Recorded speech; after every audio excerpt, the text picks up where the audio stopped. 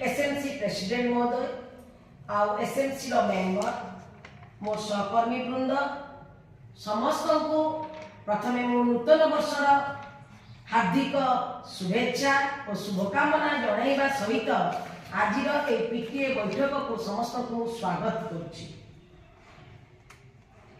वास्तविक सरकार एक स्वागत योग्य पदक्षेप कारण ना प्रति जो